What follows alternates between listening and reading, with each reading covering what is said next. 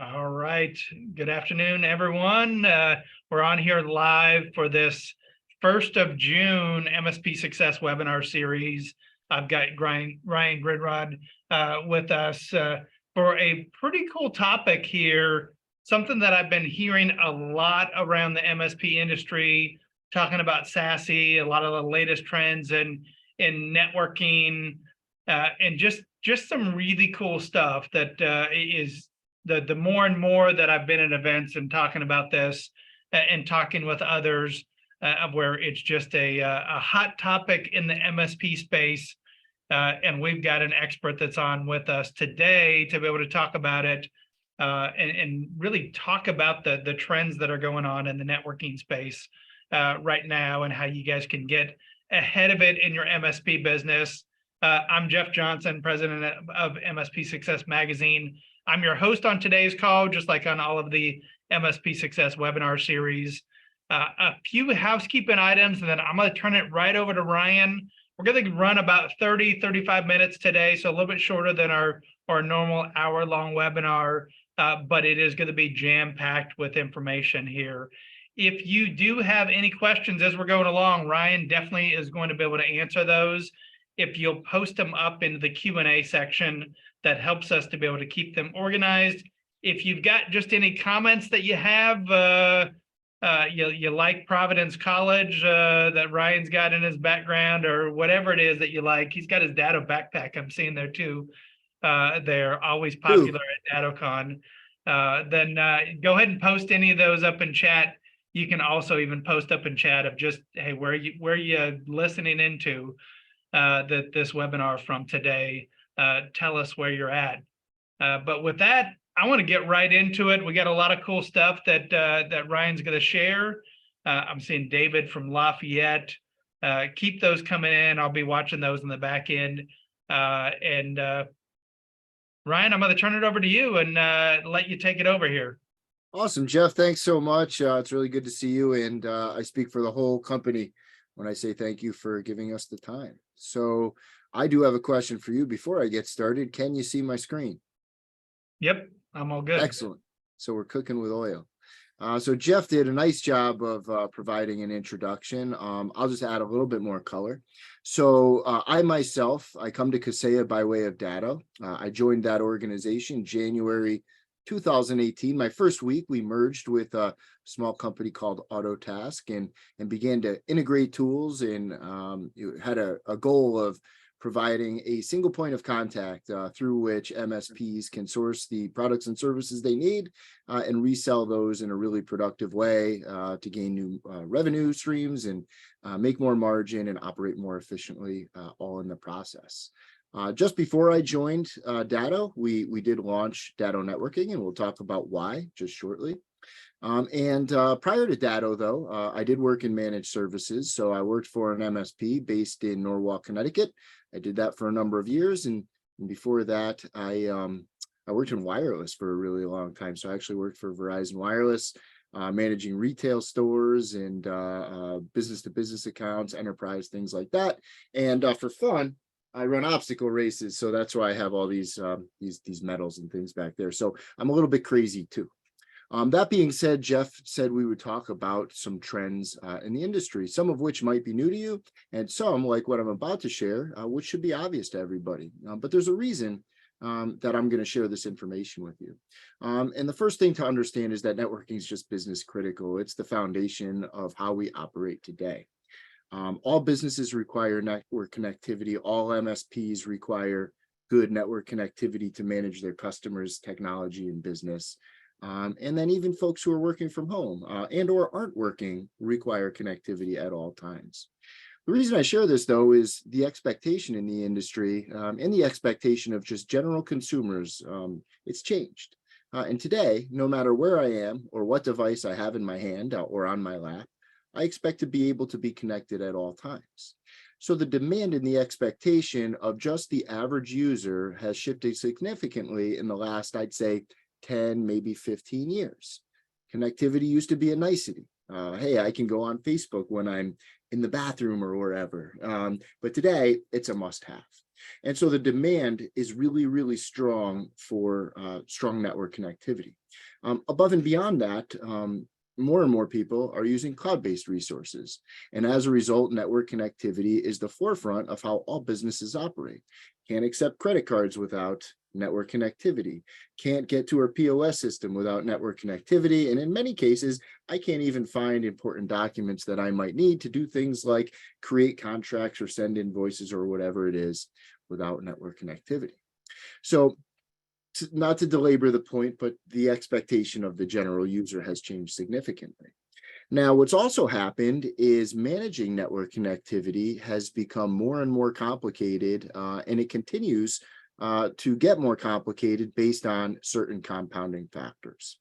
So the first one is the influx of devices that are being connected to networks worldwide. Today, according to Gartner, 43 billion connected devices in use worldwide. Same publication states that in just 3 years, 2025, or I guess that's now 2 years, there will be 75 billion devices connected worldwide. So this all began with the wireless evolution and the examples I illustrated earlier, people being having the expectation that they connect on any device at any time. But now what we're finding is that market is saturated. Everybody already has a cell phone. Some people have two. But businesses are seeing value in smart devices, whether it be a security system or a lighting system or some other environmental control. We're finding an influx of these device types entering the workspace, and it's becoming more challenging to manage network connectivity. And as mentioned earlier, more critical to the business owner that their network be in a really stable state at all times, because they rely on it for not only the ability to work with their customers and maybe charge their customers for services, but also just keep the lights on and do things like that. Interestingly, I actually work with an MSP who bills his customers to ensure that their Wi-Fi enabled coffee pots are working all the time. $5 a month for each coffee pot. So a little bit different and a little outside the norm, but pretty cool all the same. Above and beyond the influx of devices that I just illustrated, and how we expect that to change in the future, other compounding factors include things like bandwidth constraints. More and more people are using more and more bandwidth than ever before.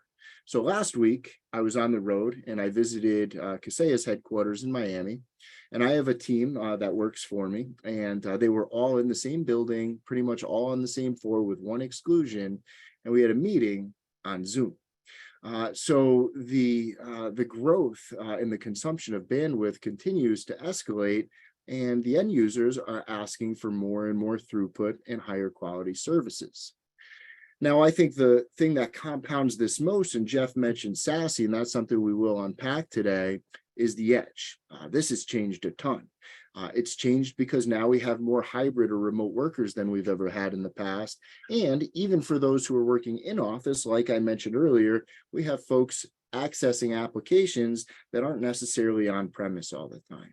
And so the edge today is everywhere. A perimeter-based defense has been the best practice for many, many years, but it's not really the best practice any longer. And what I'm finding a lot of MSPs and even internal IT teams are doing is they're moving to software-defined networking solutions like Secure Access Services Edge. We've recently released a new SASE offering, and I will unpack that and walk through how it works just in a few minutes. So for those who might be new to Datto or who know Datto really, really well, but perhaps are new to Datto networking, just a quick background to level set. So Datto as an organization founded in 2007, our founder, Austin McCord, developed a backup and disaster recovery tool that made the types of functionality at the time, which were exclusive to enterprises with really large budgets, available to small and medium businesses through the channel, specifically designed and marketed and sold through managed services providers. And what he did there is he developed software that gave high availability failover to folks who wouldn't be able to afford high availability infrastructure where you have duplicates in two different sites and you could simply fail workloads over instantly. And that came in the form of Datto Cirrus. So Cirrus is a tool that transformed what we knew as backup and disaster recovery to a solution that we reframed as business continuity. And quickly Datto became the industry leader in business continuity and disaster recovery. From that day all the way until 2017, the only product and service that was available through Datto was BCDR, Business Continuity Disaster Recovery, at which time some things like trends we just talked about started changing in the industry. And what our executive team found is that, of course, people were storing data in different places, not always any longer on premise.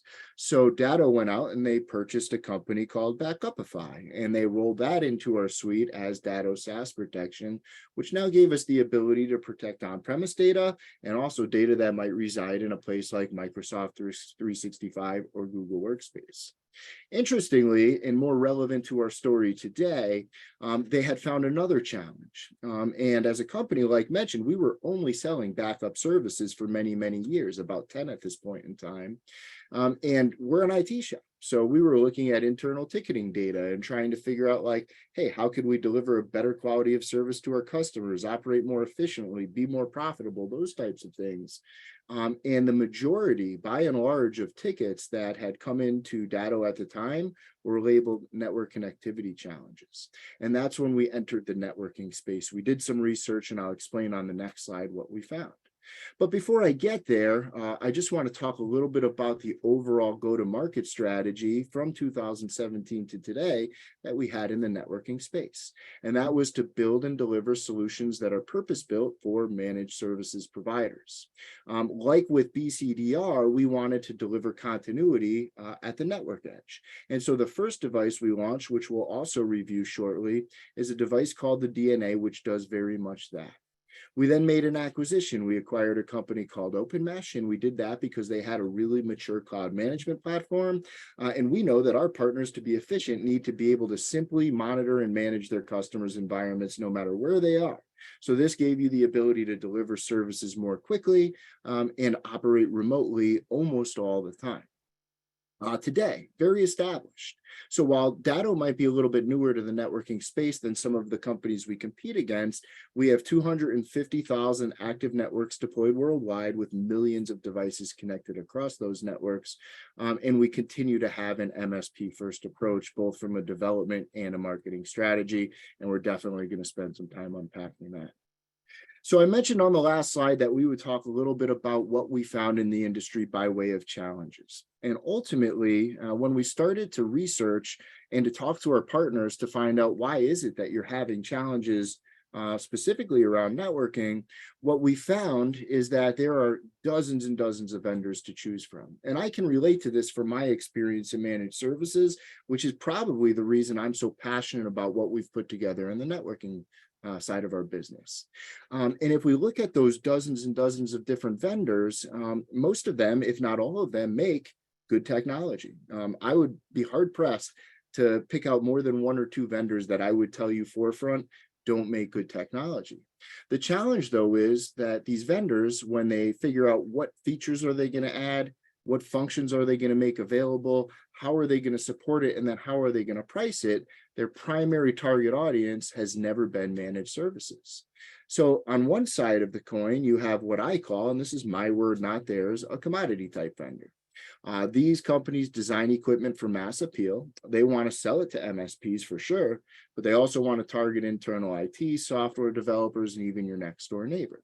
So when they think about how are we going to develop a product, they add features for feature's sake because they want to check as many boxes as possible, making that equipment appealing to more folks.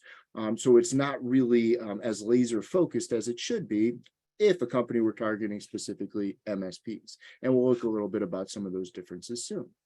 What I liked when I was reselling these solutions is that they had a low total cost of ownership. In fact, a low for upfront cost and no licensing in most cases. So I thought that that would be good because I would be able to win more deals, do more projects, and be more successful growing my managed services practice. Really quickly, I found out that when I went out to the customers with quotes with these vendors' equipment on it, what would happen is they would go on a place like Amazon and they would find out how much that equipment costs. And they would ask me why I was charging them $150 for something they could buy for $120. And then they would say, well, how about we buy it and you install it? And now, instead of talking about the value of my services, I was having conversations with folks about, well, we're in business to make money. And, it just wasn't a productive conversation. And so what would happen is if I did win deals, the margin was very, very slim. And when I did win those deals, we would onboard folks, we would complete a project, and then we would work to support the equipment along with other services that we were offering from a managed services perspective. And what I quickly learned is that from an efficiency perspective, we had problems because most of these vendors' equipment, they don't really come with much by way of support or warranty. So I found that I was consistently going back out to the same customers and trying to resell them widgets. And I'm in managed services. I want to sell you something. I want to bill you monthly to monitor and manage it. I want to do that proactively, and I want as few headaches as possible, both for me and for you as my end customer. So that didn't really work real well. The warranty was generally a 1-year limited warranty, and after the year, if something broke, I'd have to sell you a new one. And then the other piece, from an efficiency perspective, that was a challenge, is there really wasn't much by way of support. Some companies operate through a forum, some had email-based support, but at the end of the day, I'd have a customer, they'd call and open a ticket because they have a serious problem, maybe a Wi-Fi access point or a whole network is down and they can't operate. We would open that ticket, and what would happen is we might not know how to solve the problem. So we would spend time in a rabbit hole online trying to find a solution. All the while, I've got engineers working on things that don't generate revenue, and I've got customers who are upset with us and potentially considering moving to another MSP as a result. So we shifted. We started working with what I call enterprise type solutions. We hired the right staffing, folks who were certified to manage this type of equipment. The feature set was perfect. In fact, this equipment generally has more than what I would need to manage a small or medium business environment, but it scaled well. Everything that I needed was built in, and the support was bar none exceptional. We can get devices replaced next day, same day, sometimes within even a matter of hours. But what I learned quickly is that the cost structure didn't meet the budgetary requirements of my customers. And so now I had the opposite problem. I'd go out, I'd find an opportunity, I'd build a relationship, I'd learn about a customer's challenges and goals and aspirations. I'd even get buying signals about them moving from their current situation, which was either another MSP or no MSP, over to a new situation, which would be my company managing their infrastructure and their data. And what would end up happening is we would do network discovery.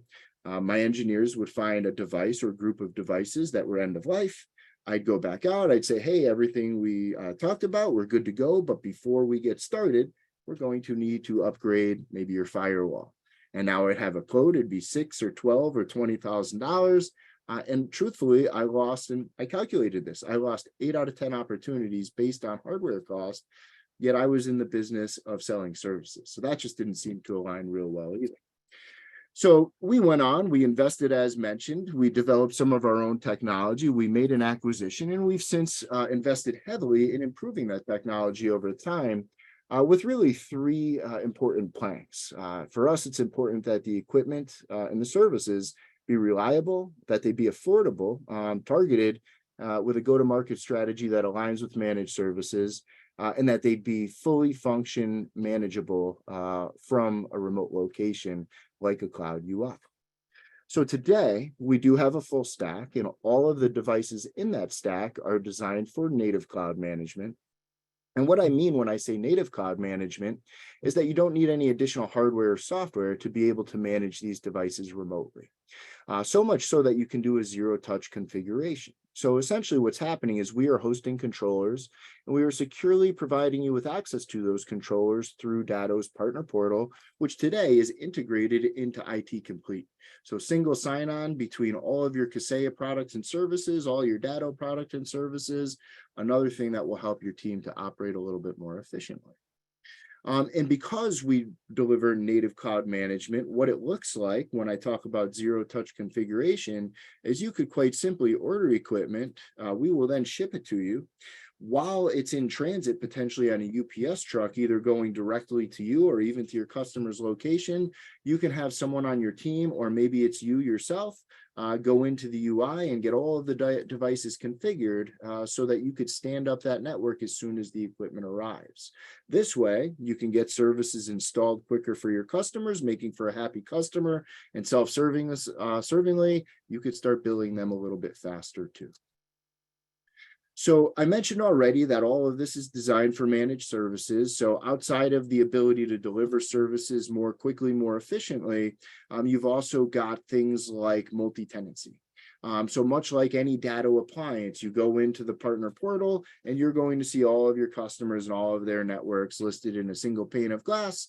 And it's going to make it really easy and simple for people on your team to have a quick look anytime they want to make sure that all of the devices that you're managing are connected and working as expected.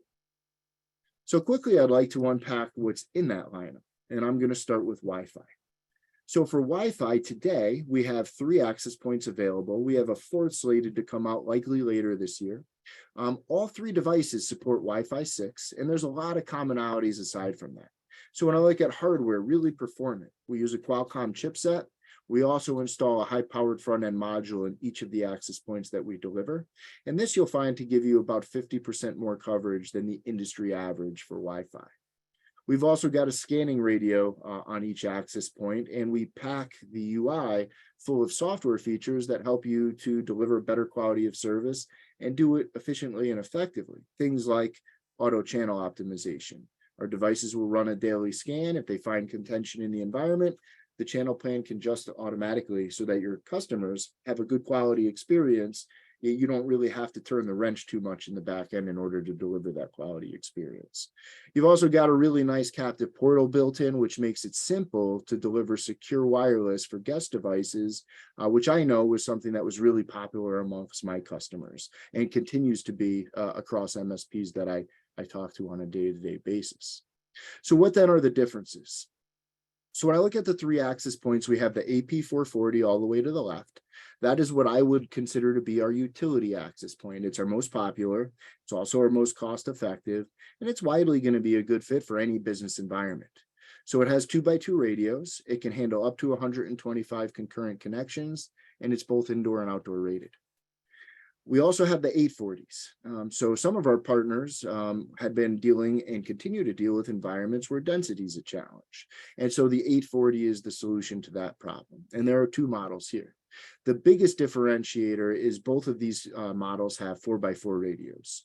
So as a result, you could handle double the connections, up to 250 concurrent connections. The 840, the device on top in this image, is an indoor unit, and then the 840E is both indoor and outdoor rated, and as you can see, it also has external antennas. Now, the 4 antennas that come with the device are the ones you see in the picture. Those are omnidirectional dipole antennas. We also offer as an option a patch antenna. So if you're thinking about a warehousing unit or a place where it makes sense to have directional Wi-Fi, we do have that solution available. And we would simply replace those 4 antennas with said patch antenna so that you could deliver Wi-Fi directionally. Really excited about the new switches. So these switches we launched about 9-ish weeks ago. They've been super popular. They're all also, by the way, available. So everything in our stack, we've invested heavily to make sure that it's available to our partners. So if you were to place an order today, we'd be able to ship it to you either later today or tomorrow, depending on what time of day you placed that order.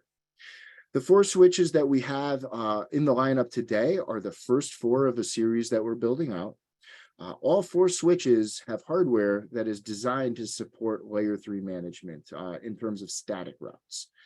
So you'll have your layer 2 plus or layer 3 light functionality delivered over firmware, a little bit later this year. At the present time, they're functioning as layer 2 managed switches. So I like to be clear there because I don't want anybody to buy based on futures. That firmware update, by the way, will be no additional cost. It will be a free upgrade. And all of the devices that you might be ordering from us today will be flash and will now be able to support static routing if and when needed. Other features that I think are really useful in managed services. So being managed switches, they support VLANing. I can manage port membership to all of the different VLANs quickly and simply. I can create templates, so I can configure a switch. I can create a template. I can paste that template to other switches, giving me again the ability to deliver services quickly with less overhead than I might experience with other solutions. You also have support for voice VLAN and the protocol known as LLDP MED, which means when I plug in a phone, the switch will recognize that it's a phone. It will automate the process of trunking the port and assigning voice traffic to the voice VLAN. And then PoE, I think I forgot to mention that, but there is PoE available on every switch. There's no limitation in terms of which ports do and don't offer PoE. It's always wired through all ports on every switch, and we do support PoE Plus. You could get as much as a 30-watt draw per switch. As you can see, there are two 8-port models, so what's different? The one on top is a micro switch, no fan, makes no noise, really small. The one below it is actually a multi-gig switch. So on this switch, you have 2.5 gigabit access ports, and those pair really nicely with our 840 series APs. A differentiator I hadn't mentioned prior is that we do have both a 1 and a 2.5 gig interface on the AP840 and the AP840E. And then, of course, you have the 24 and 48 port. The multi-gig, the 24 and the 48 will all have SFP plus support, so 10 gig uplinks, and then the micro switch will have 1 gig uplinks. Moving on to our router. So we have a device we call the DNA. It stands for Datto Networking Appliance. This was actually the first device that we ever developed and brought to market, and it's on its 5th iteration from a hardware perspective with probably over 100 different firmware versions over the course of the last number of years. It is an all-in-one gateway appliance. So when I say that, I mean it's a high-performance router, and it's got a stateful firewall built in. It's configurable. So the things that you would generally expect to do from a firewall today, you can do on a device like the DNA, whether it's supporting multiple subnets and segregating traffic that way, or maybe securely connecting to other sites or clients over VPN, or perhaps you need to create some port forwarding rules, traffic shaping policy, manage quality of service. All of those types of things are configurable within the DNA. Security is important. So we have some really important security services that are included when you buy any DNA from us and then sell it through to your customer. And namely, we have intrusion detection and prevention. Plus, we have content filtering built into the platform. But what really makes it unique and valuable to our partners is on the connectivity side. So the DNA does have dual WAN support. In the back, if I were able to flip this image around, you'd find 2 WAN ports. Those ports are active. So if your customer has 2 internet service providers, no problem. Not only can you fail over and fail back between those 2, but you can also load balance. But even more valuably, we actually integrate LTE into every DNA that we build and ship. So in the US, we offer 2 options. It could be either Verizon or AT&T. In Canada, we work with Rogers, and we ultimately manage the relationship with the wireless carrier. So for you, single point of contact Datto, we manage it all soup to nuts. And also for you, because we manage that relationship, we're able to build LTE into the service plan at a fixed cost. So with competitive solutions, usually you get a really small allowance, and then if a customer fails over, they pay per gigabyte.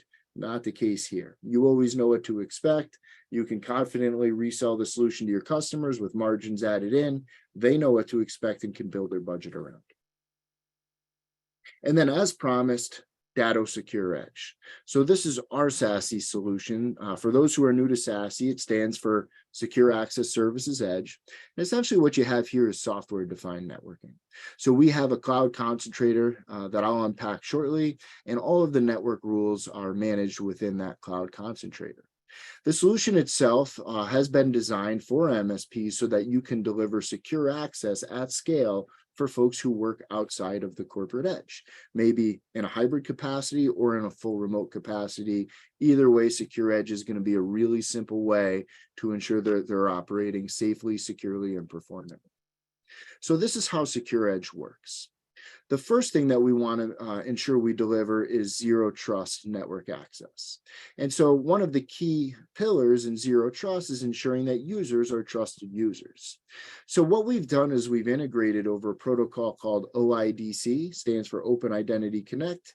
That protocol is supported by pretty much all of your major identity management software platforms, Microsoft, Google, Okta, etc. So ultimately, without any additional tools that you aren't using now, you have the ability to ensure that users who are authenticating to Secure Edge are trusted users, and you could do things like enforce multi-factor authentication. They can authenticate and connect one of two different ways. There is a soft client, which is software that would run on a workstation or a laptop. It's compatible with both Windows and Mac. And then there's also the Secure Edge appliance. And I've actually got one right here. It's a small box. It's actually an access point. It's got some ports built into the back. And what it will do is broadcast the corporate Wi-Fi SSID in the home office. So how I use this today, in my home office, I have one of these connected. And when I'm within range, my smartphone and my laptop and my tablet will all automatically connect to the Datto Wi-Fi SSID using the same single sign-on that I use when I go to Norwalk, Connecticut and visit that office. As a result, the MSP in this case, if it were you, would have some control above and beyond the zero trust piece that I already mentioned in terms of who's able to get onto that network. For the end user, it's just more convenient. I don't have to open any software. I don't have to authenticate through the software directly. It's all done over Wi-Fi. Regardless, though, of how the end user is connecting, be it the soft client or the access point, everything else works the same way. So ultimately, what you'll find is that you've got a secure tunnel between that endpoint and our secure cloud gateway. So this is actually a WireGuard VPN tunnel. We chose WireGuard here because it's equally as secure as IPsec or OpenVPN, but it's a little bit more performant. You have configurability over that tunnel. So you can configure a split tunnel where you choose what traffic to encrypt and what traffic you don't want to encrypt. So for me, I encrypt everything and then exclude services that I know don't have proprietary data, things like Netflix and Hulu, and they just changed it from HBO Max to I think it's just Max. But those types of services, forgive my dog, go directly out the normal path to the internet, and then traffic that might be destined for an on-premise resource or maybe even a cloud-hosted resource like Salesforce, all of that traffic will be encrypted. Now, the secure cloud gateway, what it essentially is a VPN concentrator, and we have POPs hosted all over the US. We have them in Europe, Canada, Asia Pacific. And so essentially you choose a location close to your customer to minimize any potential for lag. On top of that VPN concentrator, we host a firewall. As a result, you have the ability to deliver additional security services and further add to the security posture for people who are working remotely. Namely, here we have content filtering. So it's a category-based content filter. You can pick and choose by category the types of content you don't want folks to have access to. Primarily, this is used for security, block malware sites and phishing sites and so forth. But it's also sometimes used for performance, where a customer might say, hey, I don't want my people on Facebook when they're connected to a work machine and also to work business tools. I think more valuably, we have application control. So you do have layer 7 control built into the Secure Edge solution, and it gets granular. So you have primary categories, you've got subcategories, and then you could go all the way down to the application level. So this too can be used both for performance and for security. So again, I'll take into how I use it here in my house. I prioritize traffic associated with Zoom, right? Because I'm on it all day, every day. And so I want to make sure that I get the best possible experience when I'm on Zoom. And then I can take other applications and I can deprioritize those if I choose. So works well for performance and delivering quality of service for someone who's remote, but more importantly for security. I have the ability to block an application. So whether I'm looking to eliminate shadow IT by blocking applications that aren't approved for use on business machines, or I get an alert from a place like CISA that says something like Zoom has a known vulnerability and we're awaiting a patch, I could simply go into the UI and I could then block access to Zoom, using that as an example in this particular experience. As a result, the people who I'm responsible for managing no longer have the ability to go on to Zoom until I give them permission to do that again, and they are not subject to whatever that exploit happens to be. Final piece here over to the right, it's an option. So we do have customers or partners whose customers are 100% in the cloud. And if that's the case, you've already, based on what you've learned, got a solution that will be a good fit for them. But many of our customers are in a hybrid workflow today, and they have some resources that are on premise or maybe even hosted in a public cloud like Azure or AWS. So we give you the ability to connect back to a corporate firewall or the endpoint in a place like Azure, so that you can provide secure access to those on-premise or hosted resources as well. And all of this, of course, is cloud managed through Datto Network Manager, which is the same place where you would manage access point switches and so forth. So the IT complete story is what's got me most excited about my journey post-acquisition here working for Kaseya. We got acquired by a competitor. And at first I was like, oh man, I'm going to be working for Kaseya. I don't know how I feel about this, but I'm open-minded. And I listened to what Fred had to say. And he started talking about things like vendor fatigue and technician efficiency. And he packaged it all into a vision known as IT Complete. And this is what's got me really excited, because it's something that was missing for my technicians and for me when I was working in managed services. And essentially what we're looking to do is build out deep integrations across all of our products so that you can get more out of those products, so you could have a single point of contact, so you could have a single sign-on, so you could deliver better services and operate more efficiently and grow your business faster than you could if you were using multiple different tools. Datto networking is no exception. So to highlight some of the integrations that we've built out, we have a long-standing integration with RMM. So if you use or are considering using Datto RMM, there's no additional cost here. It doesn't occupy a license in the RMM tool. You have the ability over API, really quick and simple to set up, to not only monitor your devices, but to see performance statistics and also have a level of control. I could take something like an access point and reboot it from the RMM tool. I could take something like a switch port and I could disable it or enable it if I choose to. And there's other things you could do as well. We've also recently added procurement options. So whatever the flavor that works well for you and your procurement team, you can of course work with your account manager. You also have access to the Kaseya store where you could order Datto networking gear. And we've added Datto networking recently into Datto Commerce, which is a quoting tool that is offered and available not only in Autotask, but in other PSA applications that you might be considering or using today.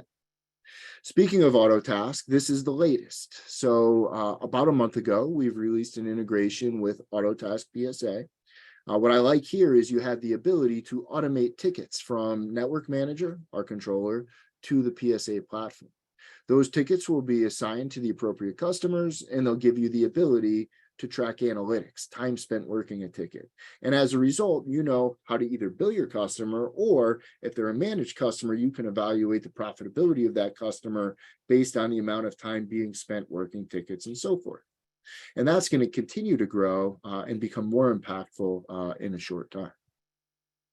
Also, IT Glue. So when I go to events, which I do a lot of, and I ask for a show of hands, it seems 95% of the folks in attendance are using IT Glue, no different from the MSP I used to work for. So of course, one of the first priorities was let's integrate networking with IT Glue. And so now you could document all your networking assets within Glue. Now, partner feedback is important. I mentioned earlier, one of the things that was really important when we launched Datto networking was aligning our go-to-market strategy so that it's useful for MSPs, helping you to do things like grow your business, generate new revenue streams, operate efficiently, and so forth. And so recently we have devised more options than we've ever had in the past for buying and thereby reselling Datto networking. So when we launched these two new switches, we heard from our partners that some prefer a more traditional purchasing structure where you pay for hardware. They like support, so a license is okay, but they wanted that cost to be reasonable. We heard from other partners and they told us, I really want to grow my business by selling networking as a service. Some use the term hardware as a service. So when you look at things like access points and switches, you have the ability to purchase and resell under that more traditional type model. Or we even have a model where we provide you the hardware at no cost and everything is built into a simple subscription. You pass those fees on to your customer with your margins added in. They know what to expect. They can operationalize their budget. You can collect some recurring revenue around networking, and you can grow your business really impactfully. Now, for folks on this call, because we love the Robin Robbins organization, I was able to go to bat and get approval for some discounts. So as you can see on your screen, I have carte blanche to provide 25% off hardware for any access point or switch that someone from this call chooses to order between now and the end of the month. So you have all month to figure out all the different networking products that you've got or projects that you have. You can reach out to me and or I can connect you with someone on my team. Your account manager can also help you here, and we can help you save some money and increase some margin in the process. So in summary here, what I get a lot when I talk to partners is, well, how does Datto networking help me to really grow my managed service practice? And we talked about a lot of these things. And then, well, how do I resell it? Selling networking as a service to many is new. So I just want to summarize a couple of things. Firstly, I believe from talking with partners every single day that there are 4 primary ways that we can help an MSP to be more successful. We can help you grow your business. So we've got a really aggressive total cost of ownership for all of our networking solutions. And we're in a channel only type model where your customers can't go to a place like Amazon and research what you're paying for those products or services. So that's going to lower the barrier of entry and help you get more yeses, different from what happened to me when I was selling enterprise type services. We can help you improve customer satisfaction and retention. So everything in the lineup has a lifetime warranty. One exclusion would be the DNA that has a 3-year warranty. And also everything in the lineup includes an advanced replacement model. So in the event that a device is defective, we can ship a new device to you and you can have it the next day. As a result, less potential for downtime for your customers. If your customers know what to expect and everything's working and they don't have to keep buying hardware and things like that, makes for a happier customer, more likely to keep them for the long haul. Also, if you operationalize the costs, they get used to spending that money and they don't really ask too many questions. And again, a way to retain your customers a little bit longer, a little bit easier. Operational efficiencies. So in a couple slides, I'm going to flash a QR code and there's going to be an offer tied to it. And what I'd really like to do is to connect with folks who are interested and show you how easy it is to set up and manage networks in our cloud controller. You'll find, bar none, that it's going to help improve operational efficiency. And then when we add to the value all of the different integrations that I talked a few slides ago, plus the ones that are coming that I haven't announced, you'll find that there's really no better tool in networking that will help you and your team to operate efficiently. And then, of course, increase margins. And this can be done different ways. Some of our partners do it 100% as MRR. Some of our partners make money both upfront and on MRR. And some are more like a one-time sale. So we do fit all of those different models. And so the other piece that I get from folks is, well, hey, that all sounds really cool. Like, I see the value of firmware updates being included. I see the value of 24/7 support.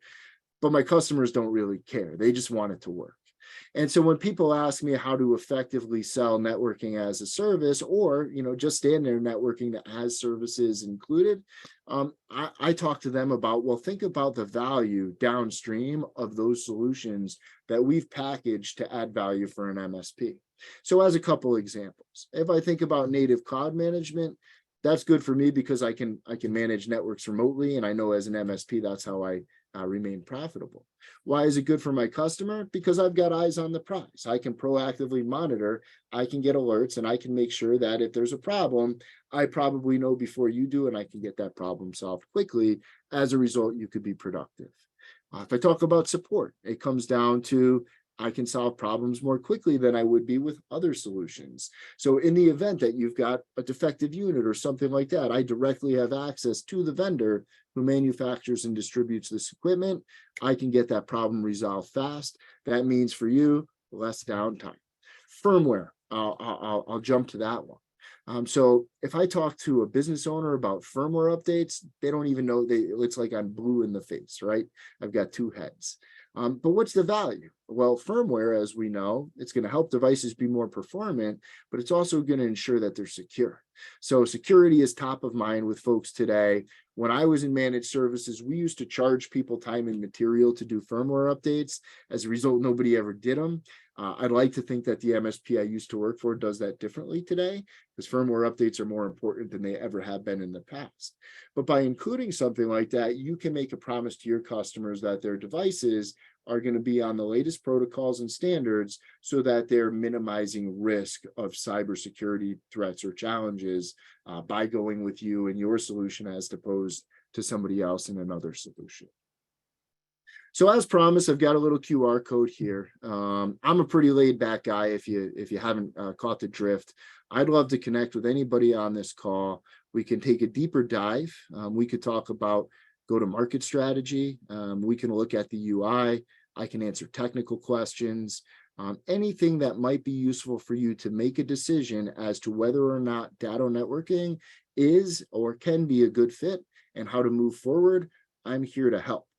As a bonus, if you schedule a demo, we will also send you this really cool Yeti tumbler that I think I got stumbled on the last call I did. I called it a coffee drinking thingy.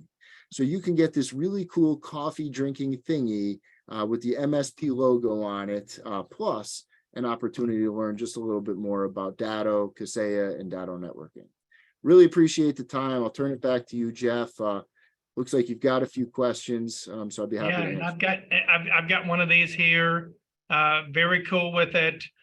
Something that we partnered with Datto on putting this together. And how this came about was that at our boot camp, at TMT's boot camp, the Super MSP t-shirts were the most popular in the Datto booth, in the Datto Kaseya booth. And so we saw that and we said, hey, can we put that on this logo?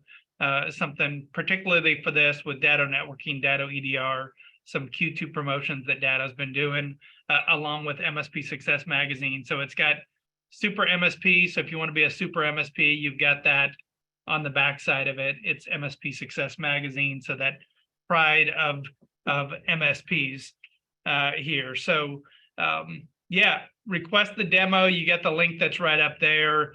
You do that. You sit the demo with someone on Ryan's team, and you are going to get one of these Yeti that we will send them out from us here. So I do have a few questions on here. Greg was asking, will the Wi-Fi devices ever support more than 4 SSIDs? You know, Greg, I really hope so. So under the hood, you have the ability technically to support 16. When the solution, the cloud management platform was originally developed, you can do some research on this if you don't already know, but there is a diminishing return on quality of service when you get past 4 SSIDs. That being said, we are finding with things like IoT, there is occasionally a demand for more than 4. So I'd love to connect with you separately to understand like what's the sweet spot. 16 is not going to happen because it doesn't make sense. But if you tell me 5 or 6 and you could give me a good business case, I'd love to share that feedback with our product team, because I'd like to see another 1 or 2, maybe 3 SSIDs become available.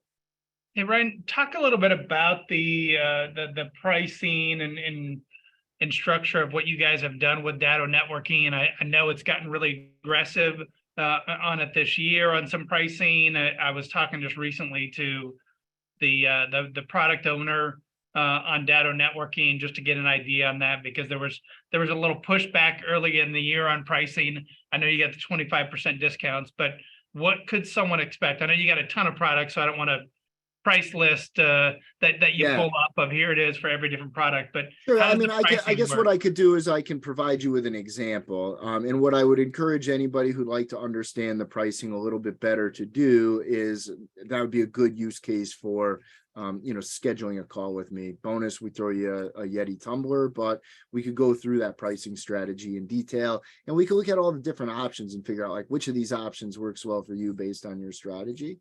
So I could look at like an AP440, right? So we have an option where the hardware is free. Your cost is $12.50 monthly. I see partners charging $25 and more a month for a managed access point. Alternatively, you can do it in a model where the hardware itself it actually was $349. We reduced the pricing to $299. And we've also reduced the licensing cost. So you can now sort of get billed either annually or monthly, which is something partners ask for. If you look at it on a monthly basis, the license, instead of what used to be $7, $8, $9, $10 for an AP440 is now $3.75 if you're in the model where you're paying for hardware. Does that help, Jeff? Yeah, absolutely. And I think a big part of that too is being able to put it into that recurring revenue model so that you're not having that big upfront cost, which was always an issue in the past. There with the upfront cost, and then now you got to sit there and fund it, and maybe in month 8 or 9 you're getting to the point that you're profitable on something because you had to front that expense. Sure. So you talked a bit about zero trust and with SASE of what that can do. Does the functionality in there replace a zero trust tool like ThreatLocker? I would say no. So I was actually at one of our Connect locals, and ThreatLocker was the vendor, sponsor vendor, if you will. And I listened to their presentation. I also talk to partners regularly. It's not a Kaseya tool, but it is a good tool and worth a look. I would say they'd be complementary service offerings. Okay. Few others in here. Greg was doing a follow-up from that about the more SSIDs. He said there's cases in specialty departments needing in healthcare has a need for more SSIDs due to specialty departments needs in VLANs. Yeah, I've heard that about healthcare. Still, like a rough approximate number. Sure. Greg would be cool. And I can get you, I'll put my email in the chat here. Feel free to reach out that way if you prefer to. Cool. David was asking, can the 4G be a backup ISP for our customers?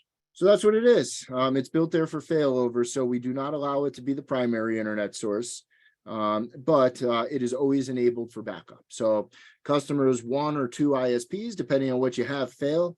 All traffic fails over to LTE so that the network continues to operate without downtime.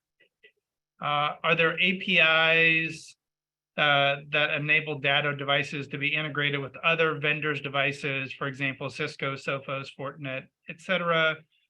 So we have an open API.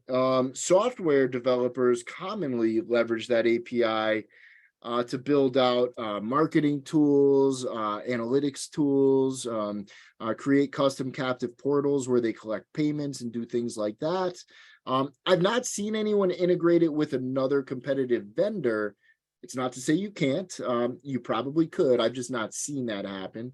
What I will say, though, on that topic is our equipment will work well. It's vendor agnostic. So if you're like, well, I like X company's firewall, but I like Datto's Wi-Fi or whatever, there's a lot to be said about managing everything in a single place for sure. And I recommend it where possible, but I've definitely got partners who it's like, hey, this is my firewall company, but I like everything else, or vice versa. I have people who just use our firewall and, they use the company who I won't name here as access points and switches. So we do work well that way. And if the goal is monitoring an RMM tool, you get more performance in Datto RMM, more data in that integration with Datto networking than other tools, but you can do heterogeneous monitoring and tracking there. And we've also integrated with Auvik over API. So if you're looking at a heterogeneous network monitoring tool, our equipment is discoverable in that platform as well. Well, couple last questions I've got here. Tim was asking, does the SASE implementation include DPI for HTTPS? It does not include DPI for HTTPS today, but has a very aggressive roadmap. Okay. Last one, Michael was asking about this and just, I think it goes back to probably even a couple of years ago. He said early on, some of the Datto networking, the support was a little rough there. What does Datto networking support look like now these days here in 2023? They look just like me, only with more hair on their head. So we've actually we've hired we've got a team exclusive to networking. When we first got into the networking space, we were kind of having our BCDR support team doubling as network technicians. That's no longer the case. So we have people specifically hired only to support networking. Of course, with support, you do have like your tier 1, your tier 2 staffing. And so the first call, they're going to open a ticket. They're going to ask you some basic troubleshooting questions to try and get things working. In the event that that's unsuccessful, they'll transfer you directly over to a tier 2 engineer who will help you solve that problem. All of our support's US based, and all of the folks who work in our support team are Datto Kaseya employees, 0% outsourced. Cool. All right. I think we've gotten to the end of the questions here, Ryan. I appreciate you taking the time, and I would encourage all of you, take a look at this, get a little bit deeper of a dive. I know we did a kind of that high level overview, very cool stuff here on it. But if you want to get as that bonus here, getting the super MSP Yeti, you can be the envy of your office or of your peers. So go ahead and get registered for that. On this, you've got the QR code that's on the screen there right now. Ryan, always great having you on here with it, and fantastic of a walkthrough of this. I certainly appreciate it. Yeah, we appreciate you. Thanks so much for having me. All right. Thanks so much, Ryan, and thanks everyone else. Have a good day.